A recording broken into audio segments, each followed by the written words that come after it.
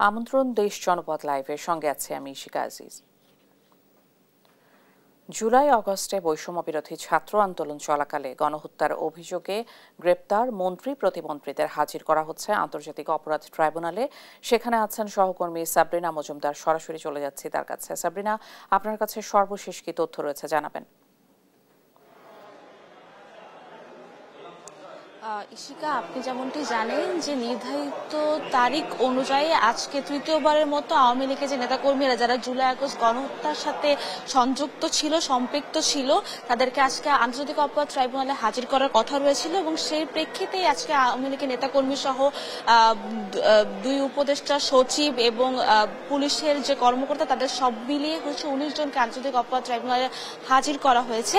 এবং সেই সাথে যেটি জানিয়ে দিতে চাই যে আজকে কিন্তু তদন্ত প্রতিবেদন দাখিলের জন্য প্রসিকিউশন 2 মাসের সময় চেয়েছিলেন, অর্থাৎ আজকে তদন্ত প্রতিবেদন দাখিল করবেন।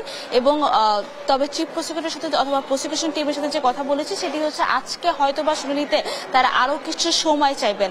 আজকে সকাল 10টার দিকেই প্রথমে দীপুমণি এসেছেন এবং এর পরবর্তীতে শাহজাহান খান, আমির হোসেন হামু, কামরুল ইসলাম, তারপর কামাল আহমেদ মজুমদার, সাবেক মন্ত্রী এবং প্রধানমন্ত্রীর যে উপদেষ্টা ছিল সালমান এফ রহমান, এবং সেই সাথে সাবেক একজন প্রতিমন্ত্রী জুনায়দ আহমেদ পলক এবং সালমান এফ রহমান, তৌফিক ইলে, সাবেক বিচারপতি শামসুদ্দিন মানিক এবং সেই সাথে সাবেক এমপি সোলাইমান সেলিম, সাবেক আইজি আব্দুল আল মামুন এবং জিয়াউল হাসানও হাজির করেছেন। এবং এখন তাদেরকে একটু পরে যখন শুনানি শুরু হবে তাদেরকে কাঠগড়ায় দাঁড় করানো হবে এবং পরবর্তীতে শুনানিতে আমরা অনেক কিছু তদন্ত প্রতিবেদনে তারা এই যে প্রসিকিউশন টিম যে তদন্ত প্রতিবেদন দাখিল করার কথা রয়েছিল, আজকে তদন্ত প্রতিবেদনে নতুন কোনো তথ্য আসলে উঠে আসতে পারে। এবং সেই সাথে একটি বিষয় জানিয়ে দিতে চাই যে কালকে কিন্তু আমাদের কাছে সাংবাদিকদের কাছে তথ্য এসেছিল যে এনসিপি পুলিশের যে সংস্থা সেটি ইন্টারপোলের রেড নোটিশের জন্য আবেদন করেছেন, সেটি শেখ হাসিনা সহ 12 জনের বিরুদ্ধে।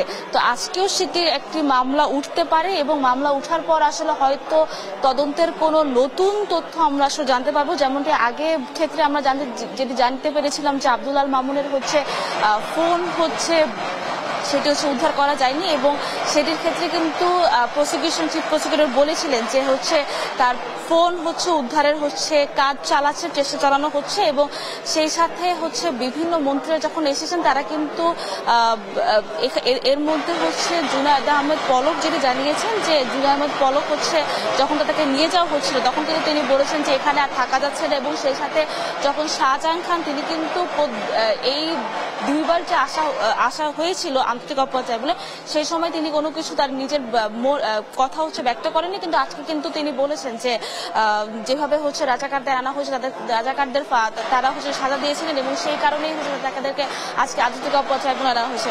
এবং এরই মধ্যে আমি বলতে চাই যে এখানে আসামি পক্ষের যে আইনজীবীরা যারা এসেছেন তারাও চলে এসেছে এবং সেই সাথে আসামি পক্ষের যারা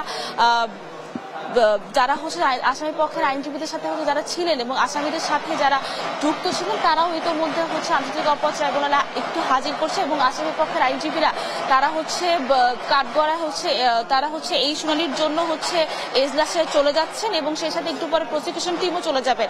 এরপর শুনানি শুরু হওয়ার পর আসলে আমরা জানতে পারবো যে নতুন এই তদন্ত প্রতিবেদন যে দাখিল করার কথা রয়েছে সেই সাথে তদন্তের মধ্যে কি নতুন তথ্য উঠে এসেছে। তো এখন এই ছিল সর্বশেষ খবর আন্তর্জাতিক অপরাধ ট্রাইব্যুনাল থেকে। সর্বশেষ ইশিকা। সাবরিনা, অনেক ধন্যবাদ আপনাকে। আন্তর্জাতিক অপরাধ ট্রাইব্যুনাল থেকে জানাচ্ছিলেন সহকর্মী সাবরিনা মজুমদার। সপ্তাহের ব্যবধানে জয়পুরহাট ও চাঁপাইনবাবগঞ্জে পেঁয়াজের দাম বেড়েছে কেজিতে 35 থেকে 40 টাকা। তবে কৃষক ন্যায্য মূল্য পাচ্ছে কিনা জানবো সহকর্মী রেজাউল করিম রেজা ও তারেক রহমানের কাছ থেকে। প্রথমেই যাচ্ছি জয়পুরহাটে। রেজা, হঠাৎ দাম বাড়ার কি কারণ আর কৃষকরাই বা কি বলছেন?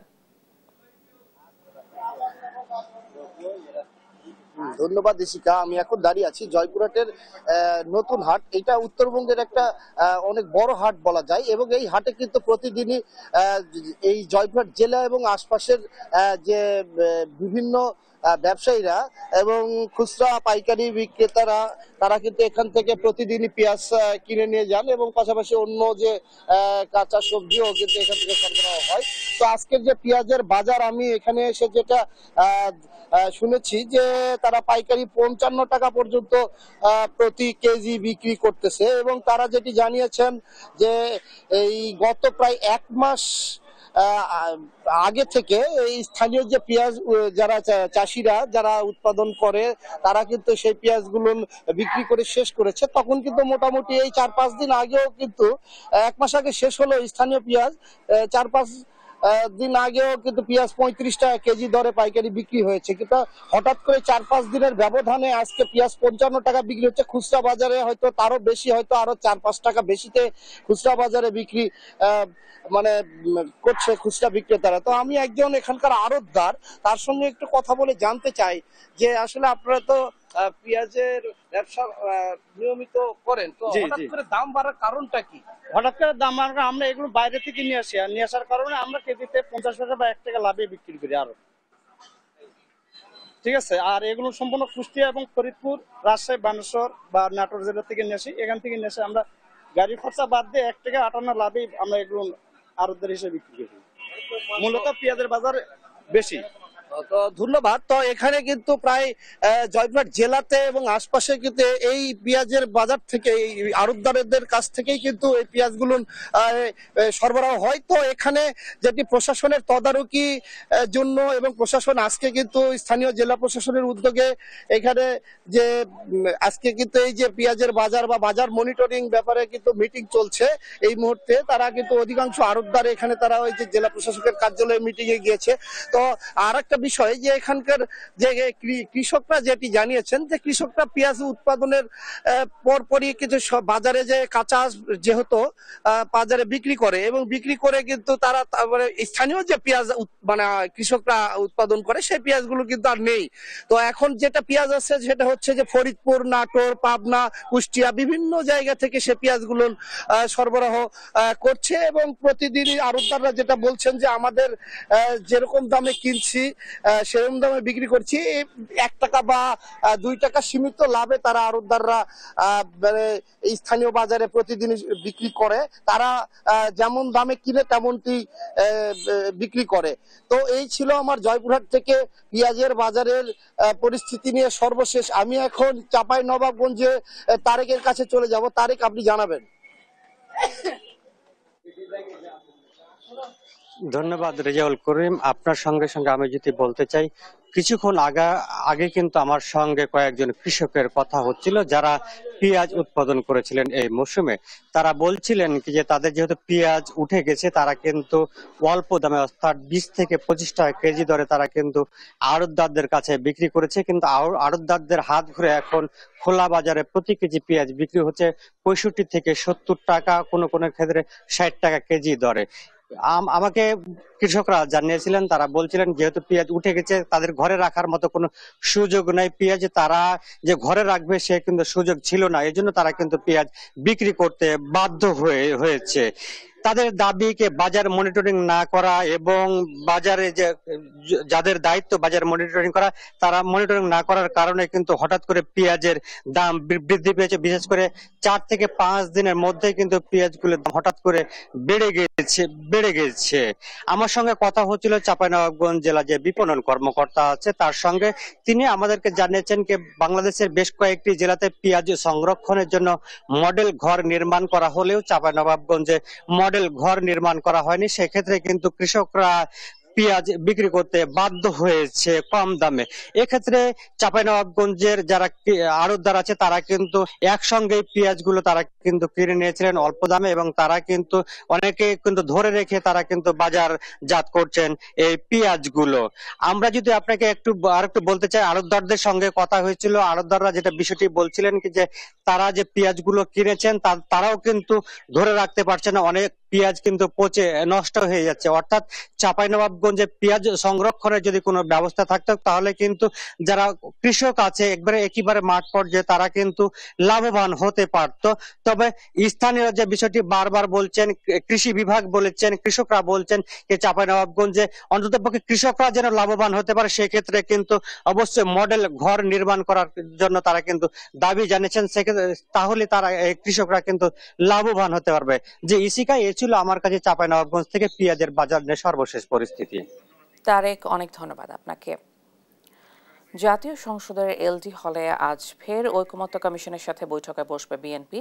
বৈঠকের সর্বশেষ খবর জানাতে আমাদের সঙ্গে সরাসরি যুক্ত হচ্ছেন সহকর্মী সাইফুল রিপন। সাইফুল, সেখানে বৈঠক সম্পর্কে কি তথ্য জানতে পেরেছেন, জানাবেন।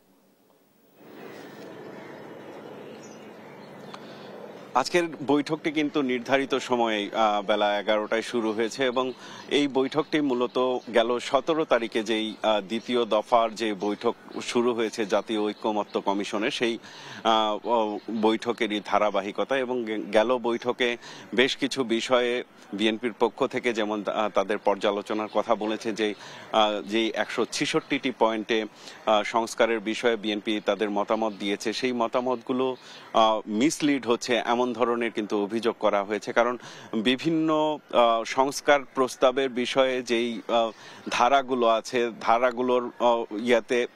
ধারাগুলোর অধীনে যেই অনুধারাগুলো আছে, সেই অনুধারাগুলো নিয়ে বিএনপির পর্যালোচনা রয়েছে। সেই বিষয়গুলো নিয়ে কিন্তু তারা দলের পক্ষ থেকে যেটি জানানো হয়েছে, যে যেই বিষয়গুলো নিয়ে অস্পষ্টতা আছে, সেই অস্পষ্ট বিষয়গুলো আসলে নৈমিত্তিক পদ্ধতিতে তাদের উত্তর দেওয়া সম্ভব না। এবং সেই বিষয়গুলো নিয়ে বিস্তারিত আলোচনার জন্য কিন্তু আজকের এই দ্বিতীয় পর্যায়ের বৈঠক, এবং এই বৈঠকের মধ্য দিয়ে রাষ্ট্রপতি প্রধানমন্ত্রীর ক্ষমতার ভারসাম্য সহ যেই নির্বাচন ব্যবস্থা, সেই নির্বাচন ব্যবস্থার সংস্কার এবং সংরক্ষিত নারী আসনের সংখ্যা নিয়ে যেমন আলোচনা হবে, তেমনি পাশাপাশি যেই সংবিধানের যে গুরুত্বপূর্ণ বিষয়গুলো রয়েছে, সেই বিষয়গুলো সহ বিভিন্ন সংস্কার কমিশন, যেই সংস্কার কমিশনগুলো জাতীয় ঐকমত্য প্রতিষ্ঠার জন্য চেষ্টা করছে, নির্বাচন সংক্রান্ত যেই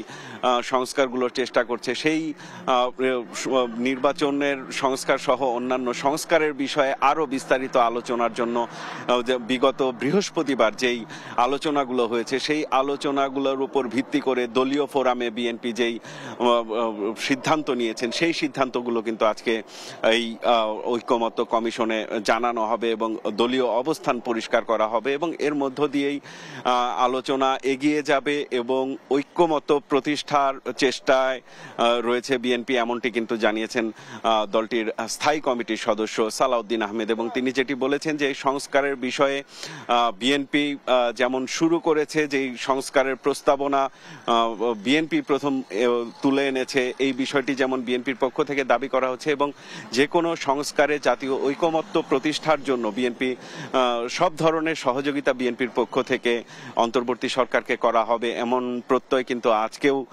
জানিয়েছেন বিএনপির স্থায়ী কমিটির সদস্য সালাউদ্দিন আহমেদ। এবং বেলা 11টার সময় বৈঠক শুরু হয়েছে, এবং বৈঠকের পরবর্তীতে আজকের যেই বৈঠকের যে আলোচনার বিষয়বস্তু, সেই বিষয়বস্তুগুলো নিয়ে আরো বিস্তারিত জানা যাবে। ইশিকা, ইস্টার সানডে উপলক্ষে বিভিন্ন গির্জায় প্রার্থনা হচ্ছে। এ নিয়ে জানাতে রাজধানীর কাকরাইল চার্চ ও ময়মনসিংহের সেন্ট প্যাট্রিক ক্যাথেড্রাল চার্চ থেকে সরাসরি যুক্ত হচ্ছেন সহকর্মী তন্দ্রা তারুণ্য ও ইলিয়াস আহমেদ। প্রথমেই যাচ্ছি তন্দ্রার কাছে। তন্দ্রা, ইস্টার সানডে ঘিরে গির্জায় খ্রিস্টান ধর্মাবলম্বীদের আয়োজন কেমন দেখছেন, বিস্তারিত জানাবেন।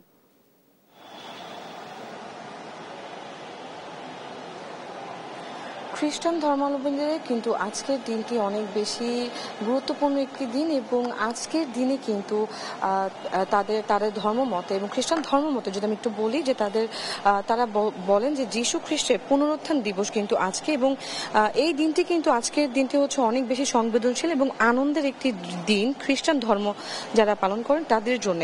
এবং আজকের দিনে কিন্তু মৃত্যুকে জয় করে পুনরুত্থিত হয়েছিলেন যীশু, এবং খ্রিস্টান সম্প্রদায়ের অন্যতম প্রধান ধর্মীয় উৎসব হিসেবে কিন্তু ইস্টার সানডে তারা পালন করেন। এবং আজকের এই দিনে কিন্তু তারা সকাল থেকেই হচ্ছে প্রতিটি, আমি যদি বলি প্রতিটি চার্চে কিন্তু তারা ছিলেন, তারা প্রার্থনা করেছেন এবং আমি কথা বলে যতটুকু জানতে পেরেছি যে তারা বলছেন যে আসলে আজকের দিনে তারা যেটি মানেন সেই অনুযায়ী হচ্ছে আজকের দিনে তারা পালন করেন, অর্থাৎ যীশু খ্রিস্টের পুনর্জন্ম যদি আমি বলি সেটি বা পুনরুত্থিত হয়েছিলেন সেটি তারা আজকের দিনটিতে পালন করেন এবং এটি তাদের অনেক বড় একটি প্রধান ধর্মীয় উৎসব বলে তারা বলছেন। এবং আজকের দিনে এখানে দেখেছি যে অনেকে এখানে এসেছেন খ্রিস্টান ধর্মাবলম্বীদের সাথে, পাশাপাশি কিন্তু অন্যান্য ধর্মাবলম্বী যারা আছেন তারাও কিন্তু আজকে এখানে এসেছেন, তারা একই সাথে তারা প্রার্থনা করেছেন এবং দিনটিকে আজকে সকাল থেকে তারা এই উৎসবটি তারা উদযাপন করেছেন। এবং আজকের দিনে কিন্তু তারা যেটি বলেন যে আজকের দিনটি হচ্ছে তাদের জন্য যেমন গুরুত্বপূর্ণ সংবেদনশীল তেমনই আনন্দের একটি দিন। এবং আজকে ইস্টার সানডে উপলক্ষে কিন্তু বাংলাদেশের প্রতিটি চার্চে কিন্তু আজকে সকাল থেকে প্রার্থনা হচ্ছে এবং এটি শুধু আজকে নয়, গত 3 দিন ধরে এটি হচ্ছে এবং তারা এই দিবসটি পালন করছেন। এবং সকাল থেকে দেখেছি যে তারা প্রার্থনা সঙ্গীত, বাইবেল পাঠ আর 80 বর্ষণ যেটি হয় সেটিও তারা অনুষ্ঠান করেছেন এবং তারা দেশ ও জাতির মঙ্গল কামনায় কিন্তু তারা প্রার্থনা করেছে, বিশেষ প্রার্থনা করেছেন যদি বলি তারা করেছেন। এবং এর পাশাপাশি যদি আমি বলি যে আজকের দিনটিতে তারা শুধু আনন্দই করছে এমনটি নয়, তারা দেশবাসীর জন্য যেমনটা প্রার্থনা করছেন পাশাপাশি কিন্তু তারা প্রার্থনা করছেন ফিলিস্তিনিদের জন্য। আমি ফাদারের সাথেও কথা বলেছি, চার্চে যিনি আছেন পুরোহিত, তার সাথে কথা বলেছি, তিনিও একই কথা বলেছেন যে আসলে তিনি হচ্ছেন আজকের দিনটিতে প্রার্থনা করেছেন। ভাইয়া একটু কথা বলে আপনার সাথে আজকের দিনটি নিয়ে একটু যদি বলতেন আমার ইস্টার সানডে সম্পর্কে, যে আজকের দিনটা অনেক বেশি আনন্দের একটি দিন। আসলে সবাই হচ্ছে আজকের দিনে এখানে এসেছেন, সবাই প্রার্থনা করছেন, আনন্দ করছেন, সকাল থেকে ভোজন সঙ্গীত হয়েছেন এবং করেছেন এবং এখন পর্যন্ত কিন্তু তারা সকলেই বলছেন যে আসলে অনেকেই আছেন যারা ইহুদিদের সাথে খ্রিস্টানদের মিলিয়ে ফেলে, কিন্তু এটি উচিত না বলেও ফাদার বলেছেন। এবং চার্চের পুরোহিত কিন্তু এটিও বলেছেন যে আসলে ফিলিস্তিনের জন্য তারা আজকের দিনেও কিন্তু বিশেষ প্রার্থনা তারা করেছেন। তো চার্চে এখন পর্যন্ত যেটি দেখছি যে সবাই আনন্দ করছেন, সবাই আসছেন, অনেকে আসছেন, অনেকে সকাল থেকে ছিলেন এবং চলেও গিয়েছেন ইতিমধ্যে, আবার অনেকে এখন পর্যন্ত আসছেন, দোয়া করছেন, প্রার্থনা করছেন যদি বলি। এই ছিল আমার কাছে এখান থেকে সর্বশেষ। এই মুহূর্তে ময়মনসিংহে আমার সহকর্মীর কাছে চলে যাচ্ছি।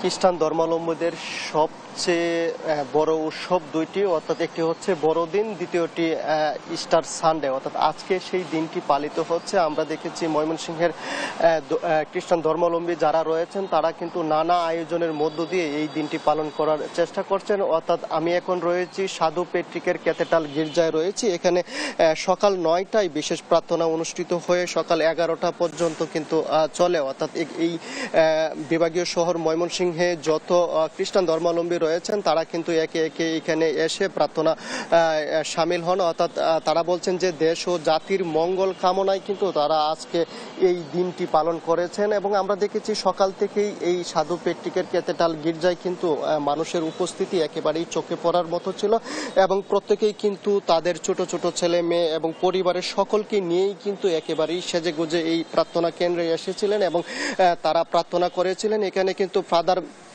সুজন কুবি তিনি কিন্তু বিশেষ প্রার্থনা করান। এছাড়াও বাইবেল পাঠ সহ নানা আনুষঙ্গিক বিষয়গুলো কিন্তু এখান থেকে কিছুক্ষণ আগেই সম্পূর্ণ হয়। অর্থাৎ ধর্মপ্রাণ খ্রিস্টান ধর্মাবলম্বী যারা রয়েছেন তারা বলছেন যে যীশু খ্রিস্টের মৃত্যুর 3 দিন পরেই কিন্তু তিনি জেগে উঠেছিলেন। অর্থাৎ খ্রিস্টান ধর্মাবলম্বী যারা রয়েছেন তাদের মঙ্গল কামনার জন্যই কিন্তু তাদের পুনর্জন্ম হয়েছিল, সেই বিষয়টি তিনি বলছিলেন। এবং তারা বলছেন যে এই দিনে কিন্তু তাদের যে আত্মীয় স্বজন রয়েছে সকলেই কিন্তু মিলেমিশে এই দিনটি উদযাপন করার চেষ্টা করে থাকেন।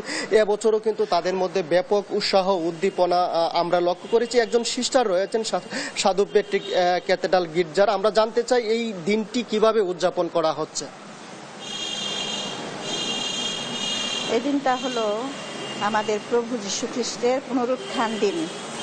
গত শুক্রবারে তিনি মৃত্যুবরণ করেছেন এবং তৃতীয় দিন রবিবার দিন তিনি পুনরুত্থান করেছেন। আর সেই পুনরুত্থানের পার্বণ আজকে আমরা পালন করেছি। সকাল 9টায় শুরু হয়েছে, প্রায় 10:30টায় শেষ হয়েছে। এখানে অনেকজন উপস্থিত ছিলেন এবং এই অনুষ্ঠান খুবই সুন্দর ও সুষ্ঠুভাবে হয়েছে। প্রার্থনাপূর্ণ এবং গানের মধ্য দিয়ে অনুষ্ঠিত হয়েছে এবং এতে আমরা অনেক আশীর্বাদ লাভ করেছি। এটা আমাদের জন্য বড় একটি আনন্দের দিবস, কারণ যিশু পুনরুত্থান করে তিনি আমাদের পরিত্রাণ করেছেন। আমাদের বিশ্বাস তিনি আমাদের জগতের পরিত্রাতা, তিনি তার মৃত্যু দ্বারা এবং পুনরুত্থান দ্বারা আমাদের সকলকে পাপ থেকে মুক্ত করেছেন। তিনি বলছিলেন যে মৃত্যুর পর পুনরুজ্জীবিত হয়ে যীশুখ্রিস্ট কিন্তু খ্রিস্টান ধর্মাবলম্বী যারা আছেন তাদেরকে কিন্তু পাপ থেকে মুক্ত করেছেন, সেই বিষয়টি তারা বলছিলেন। সেই লক্ষ্যেই কিন্তু খ্রিস্টান ধর্মাবলম্বীদের যে বৃহৎ অনুষ্ঠান ইস্টার সানডে, সেটি কিন্তু বিভাগীয় শহর ময়মনসিংহে নানা আয়োজন রয়েছে এবং আমরা দেখেছি একে অন্যের সঙ্গে কুচগল্প এবং সেলফি তোলার সহ কিন্তু নানা আড্ডায় কিন্তু তারা মেতেছিলেন এবং তারা বলছেন যে মানুষের মঙ্গল কামনাই হবে এবছর যে ইস্টার সানডে পালিত হচ্ছে তার মূল লক্ষ্য উদ্দেশ্য এই ছিল। আমার কাছে ময়মনসিংহ থেকে ইস্টার সানডের আয়োজন নিয়ে সর্বশেষ। ইলিয়াস, অনেক ধন্যবাদ আপনাকে। ইস্টার সানডে নিয়ে বিস্তারিত জানছিলাম সহকর্মীদের কাছে। হবিগঞ্জ ও কিশোরগঞ্জে শুরু হয়েছে বোরো ধান কাটা। বিস্তারিত জানাতে যুক্ত হচ্ছেন সহকর্মী আমির হামজা ও তোফায়েল আহমেদ। প্রথমেই যাচ্ছি হবিগঞ্জে। হামজা, হবিগঞ্জে ধান কাটার লক্ষ্যমাত্রা কত আর কৃষকদের মাঝে উচ্ছ্বাস কেমন দেখছেন?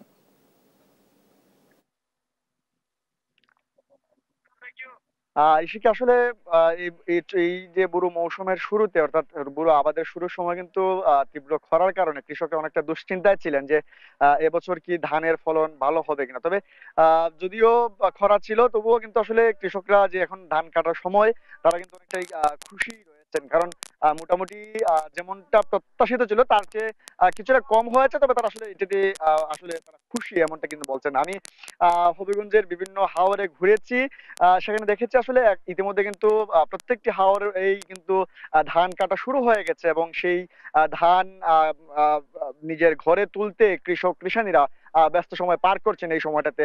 পাশাপাশি যেটি কৃষি সম্প্রসারণ অধিদপ্তর থেকে আমি যে তথ্যটি পেয়েছি যে এবছর 623টি হারভেস্টার মেশিনের পাশাপাশি প্রায় 20,000 শ্রমিক যারা আসলে হবিগঞ্জ জেলার বাহির থেকে তারা এসেছেন, এসে কিন্তু তারা এখানে হবিগঞ্জে তারা ধান কাটছেন, যে কারণে আসলে যেটি কৃষি অফিস বলছে যে অন্যান্য বছর যেই শ্রমিক সংকট সেটি কিন্তু নেই। তবে কৃষকরা যেটি বলছেন যে যেহেতু শ্রমিকও যেহেতু আছে পর্যাপ্ত, কিন্তু তারা যেটি বলছেন যদি হারভেস্টার মেশিনের সংখ্যাটা আরো বৃদ্ধি করা যায় সেক্ষেত্রে কিন্তু আসলে কৃষকের জন্য একটি বড় একটি সহযোগিতা হয়, কারণ এই হারভেস্টার মেশিনের মাধ্যমে কিন্তু বিভিন্ন যে শ্রমিকের যে মজুরি সেটি কিন্তু কমে আসে। তো তাদের যে দাবি যাতে দ্রুত আগামী বছর যেন এই বুড়ো আবাদের বা বুড়ো মৌসুমের সময় বা আমনের সময় যাতে হারভেস্টার মেশিনের পরিমাণ বাড়ানো যায়। আমি একটু জানাতে চাই, কৃষি সম্প্রসারণ অধিদপ্তর আমাকে জানিয়েছে যে হবিগঞ্জ জেলায় 1,23,636 হেক্টর জমিতে এবছর বুড়ো আবাদ হয়েছে। এর মধ্যে 46,000 হেক্টরের কিছু বেশি জমি রয়েছে যেগুলো হাওরে, আর বাকি সবগুলো কিন্তু নন হাওর এলাকা রয়েছে। তো এই এখন পর্যন্ত কিন্তু আসলে কৃষকরা স্বাচ্ছন্দ্যবোধ মতোই ধান কাটছেন এবং তারা প্রত্যাশা করছেন ধানের যাতে দামটা মোটামুটি ভালো পান। তো এই ছিল আমার কাছে হবিগঞ্জ থেকে বুড়ো মৌসুমের যেই ধান কাটার যেই অবস্থা সেটি সবশেষ। আমরা এখন যেতে চাই কিশোরগঞ্জে, সেখানে আমাদের সহকর্মী অপেক্ষা করছেন, তিনি জানাবেন কিশোরগঞ্জের অবস্থা। জি হামজা, ধন্যবাদ আপনাকে। আসলে যেমনটি বলছিলেন যে হবিগঞ্জের ঠিক পাশের জেলায় কিন্তু কিশোরগঞ্জ, হবিগঞ্জের মতো কিন্তু কিশোরগঞ্জে কিন্তু এখনকার যে বোরো ধানের যে ফসল ঘরে তোলার কার্যক্রম কিন্তু ইতিমধ্যে কিন্তু কিশোরগঞ্জের বিভিন্ন হাওরে শুরু হয়েছে। আমরা কিশোরগঞ্জের বিভিন্ন হাওর কিন্তু ঘুরে দেখছিলাম। এখন কিশোরগঞ্জের যে হাওরের চিত্রটার কথা যদি বলি, এখন কিন্তু সে বোরো ধান কাটার যে মৌসুম সেটি কিন্তু একদম পুরোদমে চলছে। আমি এখন যেখানে দাঁড়িয়ে আছি সেটি হচ্ছে কিশোরগঞ্জের অষ্টগ্রাম হাওরের যে বড় হাওরের একটি জায়গায় আমি এখানে দাঁড়িয়ে আছি। আর এখন আসলে যে জায়গাটি দাঁড়িয়েছি এগুলোকে আসলে এখানকার আঞ্চলিক ভাষায় কিন্তু খলা বলা হয়, যেখান থেকে কিন্তু যেই হাওর থেকে ধান কেটে যে ধান কাটার কার্যক্রম সহ শুরু করে ধান শুকানো, খড় শুকানো, সকল কার্যক্রম এখান থেকে শুরু করা হয়। আমি যদি আপনাদেরকে তথ্য জানিয়ে রাখি যে কিশোরগঞ্জের এবার কিন্তু বিভিন্ন হাওরে যে 1,68,115 হেক্টর জমিতে কিন্তু বোরো আবাদ হয়েছে। এর মধ্যে কিন্তু কিশোরগঞ্জের শুধু কিশোরগঞ্জের হাওরে 1,04,430 হেক্টর জমিতে বোরো আবাদ হয়েছে, যার লক্ষ্যমাত্রা নির্ধারণ করা হয়েছে 7,88,912 মেট্রিক টন, যার আনুমানিক বাজার মূল্য প্রায় 4,000 কোটি টাকা। আপনাদেরকে যদি আরেকটু তথ্য জানিয়ে রাখি যে ধানের দাম গত বছর সরকারি ক্রয় মূল্যের কথা আমরা আসলে যেটি জানতে পেরেছি, গতবার যে সরকারি ক্রয় মূল্য যে সেটি সরকার কর্তৃক নির্ধারিত ছিল 1200 টাকা, তা এবার কিন্তু বাড়িয়ে করা হয়েছে 1440 টাকা, যার কেজি প্রতি যদি ধরি 36 টাকা কেজি ধরে ধান কিন্তু এবার সরকার কিনে নেবে বলে আমরা জানতে পেরেছি। এছাড়া কৃষকদের কাছ থেকে 39 টাকা দরে ধান এবং 48 টাকা দরে চাল সংগ্রহ করবে বলে আমরা আসলে যেটি জানতে পেরেছি। আপনাদেরকে আরেকটু বিষয় যদি আমি জানিয়ে রাখি যে একর প্রতি খরচের যে বিষয়টি রয়েছে, আমরা আসলে বিভিন্ন কৃষকের সাথে কথা বলেছিলাম, তারা যেমনটি বলছেন তাদের প্রতি একরে কিন্তু 1000 থেকে 1100 টাকার মতো কিন্তু তারা প্রতি একরে খরচ পড়েছে, কিন্তু সেই অনুপাতে দাম পাচ্ছেন না বলেও কৃষকরা আমাদেরকে অভিযোগ করেছেন। এখন আমরা আসলে ধানের যে বিভিন্ন ব্যাপারী রয়েছে তাদের সাথে কথা বলে যেটি জানতে পেরেছি, এখন কিন্তু 820 থেকে 900 টাকা প্রতি মনে কিন্তু ধান বিক্রি হচ্ছে।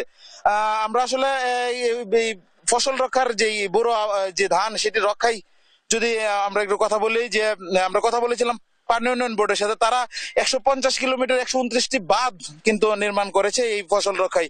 আর কৃষি বিভাগের কথা যদি বলি, তারা যেমনটি বলছেন কৃষি শ্রমিকের সংকট কাটাতে কিন্তু ইতিমধ্যে 220টি হারভেস্টার মেশিন কিন্তু এবার কিন্তু হাওরে ধান কাটছে, এবং কৃষি বিভাগ যেটি বলছেন যে আগাম বন্যা এবং শিলাবৃষ্টির রোধে যে 80% ধান পেকে গেলেই যাতে কৃষকরা যাতে ধান কেটে তাদের ঘরে তোলার যে কার্যক্রম সেটি যাতে খুব দ্রুতই যেতে করে, সেটি আসলে কৃষি বিভাগ বলছেন।